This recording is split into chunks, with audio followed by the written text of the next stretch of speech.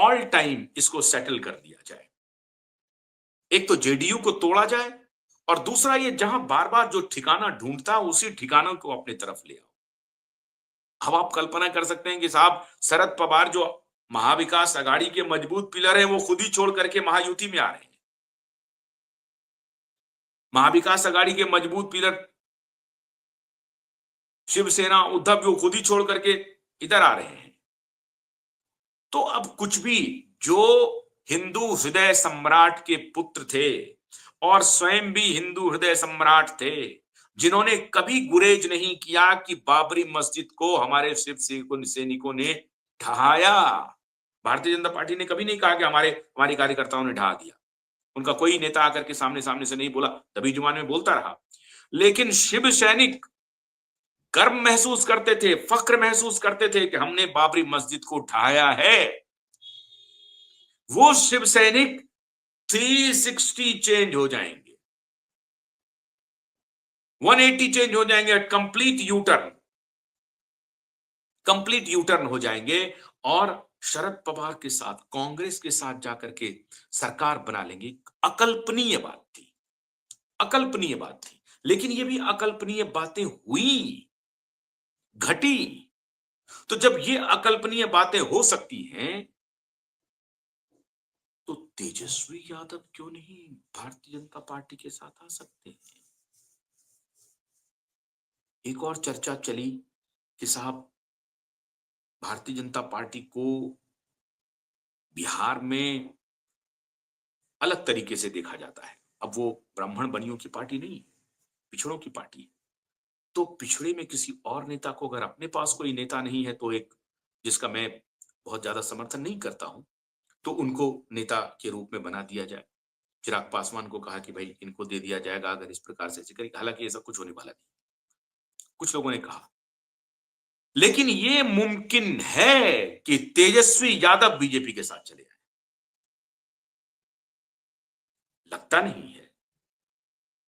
लगता नहीं है कैसा होगा या होने जा रहा है।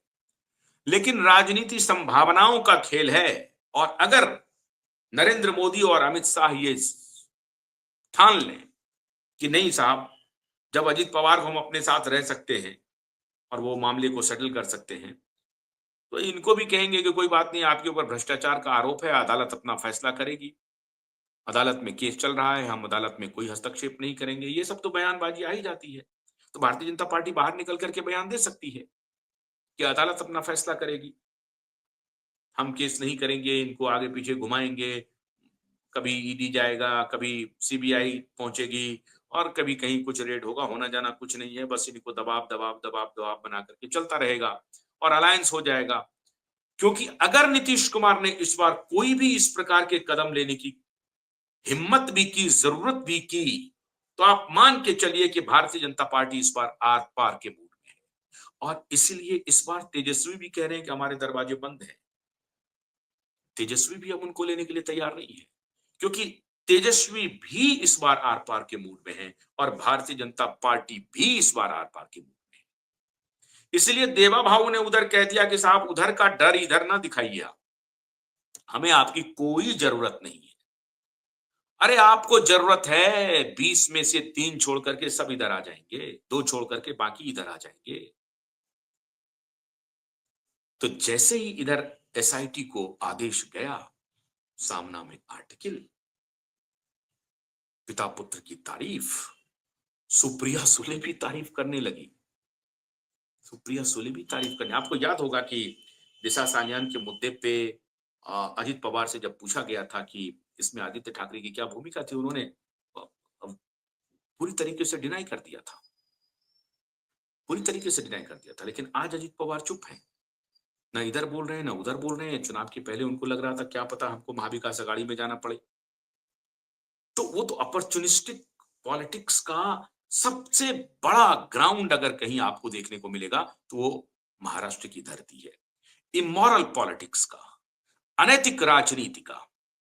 और अनैतिक राजनीति का सिर्फ राजनेता नहीं है, वहां के दलाल पत्रकारों की एक चौकड़ी है जो इन अनैतिक राजनेताओं को जाति के नाम पर समर्थन करने के लिए खड़ी रहती है।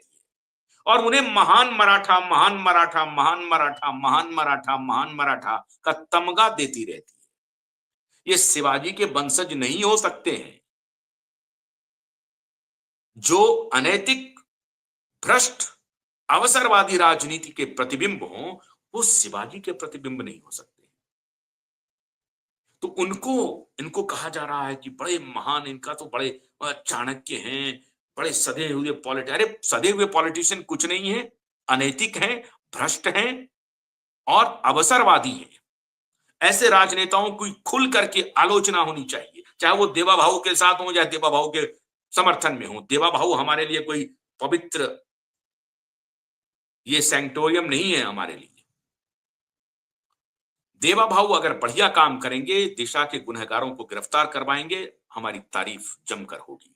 देवा भाऊ नहीं करेंगे तो हम जम करके देवा भाऊ की आलोचना करेंगे। खुले तौर पर मैं उन पत्रकारों में शामिल हूं नहीं, आपको मालूम है। पारदर्शिता के साथ, मजबूती के साथ उसूलों की पत्रकारिता कर रहा हूं और ताउम्र करता रहूंगा। मैं उन दलाल पत्रकारों में शामिल नहीं हूं जो राहुल गांधी को आगे बढ़ाने के लिए, या उनके भी मैंने शामिल नहीं हूं कि जिनमें नरेंद्र मोदी जी में कोई गलती दिखती ही नहीं है। मैं उन पत्रकारों में शामिल नहीं हूं। मुझे अगर नरेंद्र मोदी में गलती दिखती है तो खुल करके बोलता हूं। अच्छा काम करते हैं तो तारीफ करता हूं। राहुल में मुझे कोई अच्छा चीज अभी तक दिख ही नहीं रहा है। कुछ नहीं दिख रहा। राहुल क्यों राजनीति में है मुझे नहीं मालूम। शरद पवार क्यों राजनीति में है, या उनकी पूरा का पूरा परिवार क्यों राजनीति में है? अपने बिजनेस को प्रोटेक्ट करने के लिए, महाराष्ट्र की जनता के भला के लिए नहीं है वो राजनीति में। देवा भाऊ से अपेक्षा है कि, लेकिन इसमें कोई शक नहीं है कि वहां का जो राजनीतिक चौसर है वो बहुत कठिन है, दुरूह है। एक तरफ महाराष्ट्र बिजनेसमैन का बहुत बड़ा अड्डा है, कॉरपोरेट का बहुत बड़ा अड्डा है। उन कॉरपोरेट से बगावत लेकर के राजनीति चलाना बहुत मुश्किल है, इसलिए बहुत सारे दबाव होंगे देवा भाऊ पर, मैं जानता हूं। और उन दबावों के बीच से देवा भाऊ को निकल करके दूध का दूध और पानी का पानी करना है। इसलिए ये खबरें बाजार में नहीं आ रही हैं कि एसआईटी को ग्रीन सिग्नल मिल गया है। लेकिन लेकिन जहां तक पहुंचाने की बात होती है वहां पहुंचा देती है। उनका जो सूचना तंत्र है, जहां तक ये बात पहुंचाने की होती है उनको पहुंचा दिया जाता है। मेरे पास कैसे ये सूचना आ गई कि देवा भाऊ ने ग्रीन सिग्नल दे दिया है? और जैसे ये ग्रीन सिग्नल की सूचना आई, उधर सामना में आर्टिकल लिखना शुरू हो गया। तो हृदय परिवर्तन नहीं था, ये एसआईटी को ग्रीन सिग्नल का सिग्नल है, ये उसका असर है। सामना में लेख, बाप बेटी की तड़प, घबराहट, जल्द से जल्द शामिल हो जाए, कैसे भी करके शामिल हो जाए। शामिल ना भी हो तो रिश्ते बन जाए, लोग चर्चा शुरू कर दें। इसलिए मीडिया में चर्चा शुरू हो गई कि नजदीक आ रहे हैं उद्धव और देवा भाऊ, नजदीक आ रहे हैं शरद पवार और भारतीय जनता पार्टी। भारतीय जनता पार्टी के करीब तो शरद पवार बहुत पहले थे, अपनी पार्टी को तोड़ करके। आपको याद होगा 1996 का वो एपिक, एक प्रकार का सिग्नेचर स्पीच वाजपेयी का, कि उन्हें कहा गया कि उनको सत्ता का लोभ हो गया है, तो वाजपेयी ने कहा था कि मैंने तो ऐसा नहीं किया। अपनी पार्टी को तोड़ करके शरद पवार ने, कांग्रेस को तोड़ करके भारतीय जनता पार्टी के साथ मिलकर के सरकार बनाई थी।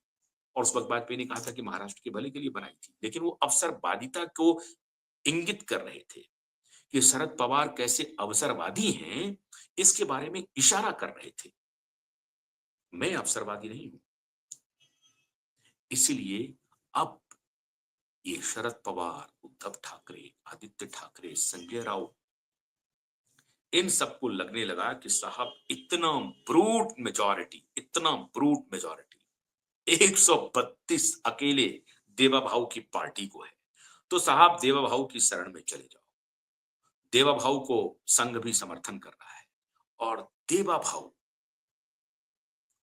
भाऊ अभिमन्यु नहीं बनना चाहता, देवा भाऊ अर्जुन बनना चाहता है। और देवा भाऊ ने बहुत तरीके से किसको कैसे ठिकाने लगाना है, चौसर पर वो सारा चाल ठीक से चल रहे हैं। गोटी फिट कर रहे हैं और उसका असर भी हो रहा है। तो गोटी फिट कर दिया गया है एसआईटी का बाप बेटे के खिलाफ, बेटे के खिलाफ, मूलतः तो बाप के भी खिलाफ चला गया। उधर गोटी फिट हुई और इधर बाहर में बिल्कुल पोस्चर ऐसा कि नहीं नहीं साहब, हम तो उस तरफ ध्यान ही नहीं दे रहे हैं, लोगों की आलोचना झेलनी पड़ रही है, हमारे एसएसआर वॉरियर रोज कह रहे हैं, मैं रोज कह रहा हूं।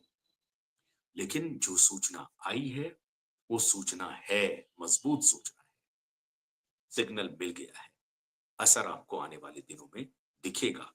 और जेल तो निश्चित रूप से जाना पड़ेगा। देखना यह है कब, कैसे और कहां। जेल मतलब कौन सा जेल, कब और कैसे, इंतजार कीजिए। और भी जो हमारे पास सूचना आएगी उसके बारे में आपको बताएंगे। बहुत बहुत शुक्रिया। नमस्कार।